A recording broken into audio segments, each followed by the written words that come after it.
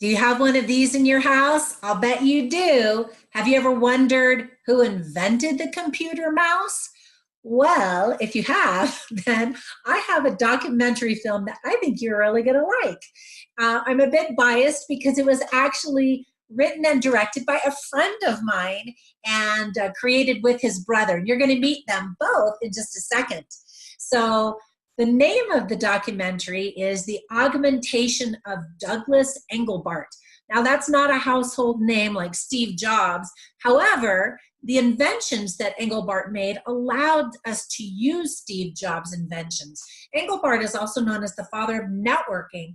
He was such a visionary of his time, and you're going to learn all about it as I introduce you to my two friends, Daniel and Davi Silveira. Stay tuned. Okay, so welcome, Daniel and Davi. I'm so excited to talk about your documentary, and I love that you are brothers working on a fun project together. So tell me all about it. That's kind of a big question, right? I'll start off. So we back in the day, way back in the day when we were younger, the V and his friends they started playing with film, with movies, and I always admired it, but it wasn't something I picked up per se. But they began liking it a lot, and you know, after all these years, they all work in it, including my stepfather, who was also a sound engineer in the film, and the V is an amazing cinematographer, and I love film, and I've always loved to tell a good story, and I approached him, I'd say 3 years ago, about the story of this guy, this person, Douglas Engelbart, and I tried to sell him a little bit on it, and and he liked the story. We had some ideas of possibly doing a short film, but we wanted to do something. And you know, long story short, we decided to film a documentary, which is, you know, at the time it sounded, oh, let's do a documentary. But it's obviously a huge undertaking, lots of time and money and resources. But you know, it took 2 years, but we did it, and here we are. Well, I was so impressed. And you are the director and the writer of the documentary, correct? Correct. That's correct. Yeah, and so David did most of the cinematography and working with the crew on the technical aspect of it? Absolutely. David did lots of the filming. He did the cinematography. Like I said, David, my stepfather, who was also there, he did a lot of the sound engineering. So he had the boom box, the mics.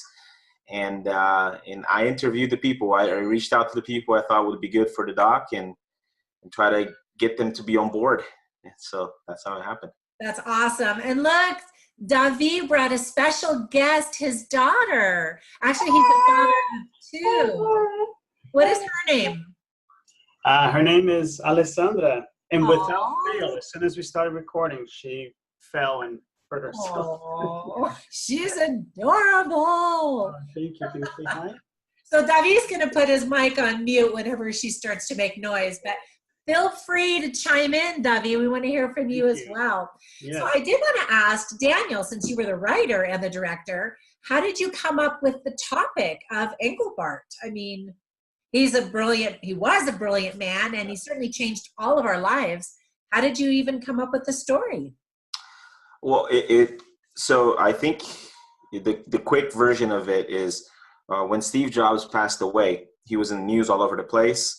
And I found an article that talked about the mouse, and it said, oh, you know, Steve found the mouse at Xerox PARC. And then if you dig a little deeper, the mouse wasn't invented in the 80s like most people think. It was 20 years before by this guy called Douglas Engelbart, who nobody knows about. Only Silicon Valley people know about him. Yeah, he's not a household name, and yet this is, everybody has one of these in their house, right? Exactly. Yeah. We all have it. And, you know, as you read about it, you find that the mouse was just a very small portion of his grand vision of how things should be. And the story essentially goes that he put together this amazing team of engineers, and they eventually put together this demo in 1968 that showed everything we do in computers, especially what we're doing now. We're collaborating via video, and I can see you and you can see me. He showed all of this. This is how it's going to be. This is what we should do. And I fell in love with the story, and I thought, we should really try to show it. Well, I was really impressed and glad that the movie taught me so much about that. For example, he was demonstrating, like you said, video chat way back in the 70s, and long before it obviously went mainstream. But he was so revolutionary. And I love there was a quote in the movie that said, there are people who can look 20 years into the future. And he definitely was one of those type of visionaries. Another quote I like said that vision is essential in business. And wow, what a visionary. That was just amazing. Yeah. I imagine after you finished the documentary, you wished you could have met him. Yeah, in speaking to his family, I've always expressed that. Because when I found out about him, he was still alive. He only passed away a few years ago. And so I've always thought it'd be nice to meet him. But it didn't happen, unfortunately, but I got to meet his family. I got to talk to them. We're good friends. And thankfully, they've given us the green light. This isn't, I didn't pick a topic that's fairly simple. Even though he's not extremely mainstream, in California, in the tech industry, everybody knows who he is. So it's kind of I don't want to make anybody mad type of thing. I want to do it right. And so it took a lot of time to research his story. It took a lot of time to make sure I get it right, so it doesn't sound bad and it looks good. So yeah, and I thought it was interesting that you just touched on the fact that he wasn't all about business in Silicon Valley. He really wanted to improve the human race. It wasn't about the almighty dollar for him.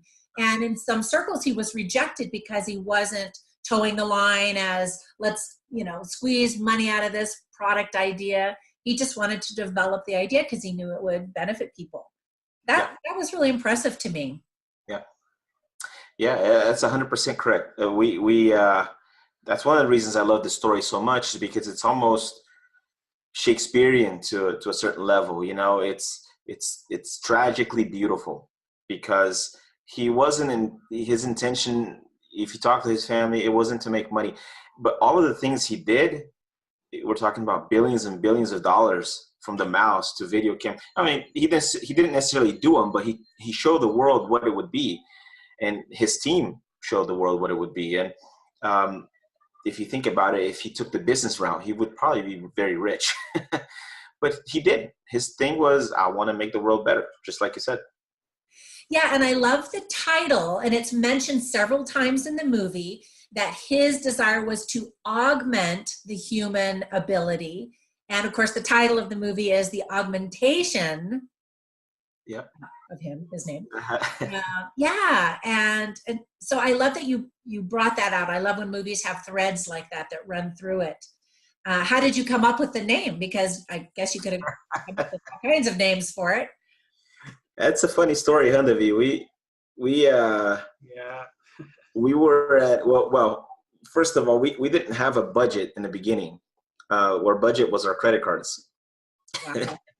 And so we tried to save as much as we could so we could do more with filming and other things. And so a lot of these trips, we stayed at like Motel 8s, very little ghetto places, and just not very nice. But it was so fun because we were together. I slept on the floor, and it was it was a bonding experience for my brother and I and my stepdad. And one night we were going through titles. That's all it was, to say, what can we do? And I think, how long did we spend? Maybe a couple hours, maybe just hashing it out. And we had a lot of different ideas, and then we discussed about why one was better than the other and what it meant, and we went pretty profoundly into the title. And way too much. No, I think it's great. It's a great title. I loved it. We came up with that at a Motel 8 late at night, and I think I said it. I don't recall, but I think I said it. How about the augmentation of Doug Engelbart, or something to that effect? And it's perfect because it's fitting. It is very fitting. So what is it that you hope that audiences will get out of watching your film? The same thing you got, I hope you got, the same thing that people that are screening the film come back and say, well, I had no idea this guy existed. I had just had no idea. It's almost like a Tesla type of thing where it took years for people to realize the things he did. And that's, you couldn't possibly show everything that Doug did in a 1-hour documentary, but you could pique people's interests. And if that's the case, then I think I've done my job, and Davi's done his job, and which is to show the world, look at what this guy did. Let's celebrate him and let's remember what he did. That's my goal.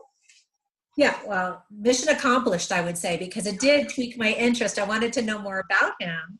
And I always appreciate the historical aspect of documentaries, and I love that you throw in footage of him, obviously, so we can see him, pictures, of course, but you take us back to these old computer rooms. And I remember visiting an old computer room with my father, who used to work at Lockheed, and these computers were the size of rooms, and so it was fun to see some of that old stuff.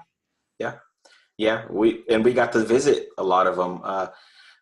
Davi in particular got to go to one museum where it's called the Living Museum, Computer Museum, and he got to see all of these old computers and work on them and film them and touch them, and they're actually working. So where's the Living Museum? It's in Seattle.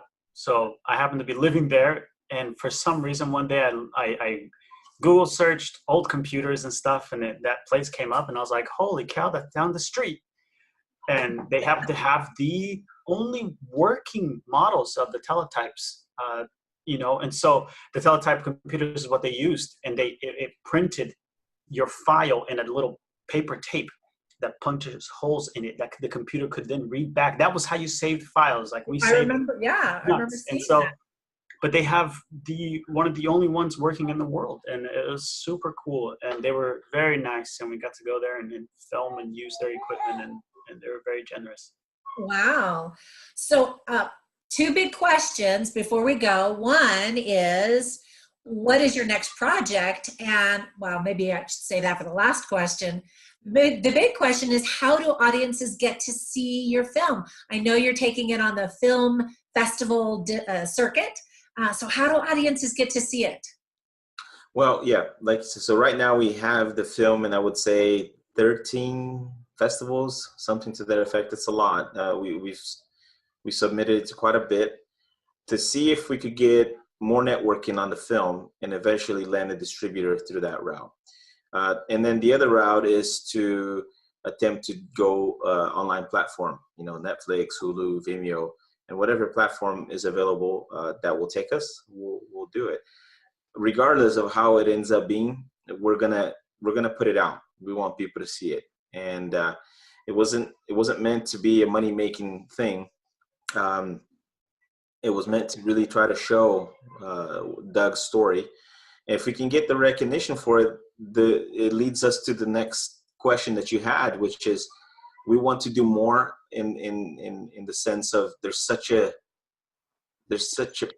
huge history of computing that people don't know about, and other things as well. But in particular, when people talk about the history of computer, you think Bill Gates and Steve Jobs, and it goes so much further than that. And we would love to be able to show that as well. So you see yourself doing more documentaries about the computer industry? That and other things. Davi and I have lots of ideas, huh, David? It doesn't necessarily have to be. And just to tell you, Trina, this idea from the very get-go was actually a short film. Daniel had a short film idea. We wanted to make a short film, and that's what I do. And so, it evolved into a documentary. But yeah, we have a lot of avenues that we'd love to pursue and hope to go to. Do you see yourselves putting together a feature film someday, starring me? Absolutely. Yes. Absolutely. Well, that's awesome. Well, it has been a pleasure speaking with both of you, and we will be in touch. So as soon as your movie gets out on whatever platform you end up presenting it, let me know, and I will let my audiences know so we can all go out and support you guys. Thank you. Absolutely. Yeah, well, the best of luck. I'm so proud of you. Thank you for watching it, and we appreciate the feedback. I loved it. Thank you. All right. Thanks, Trina. Take care. Bye-bye.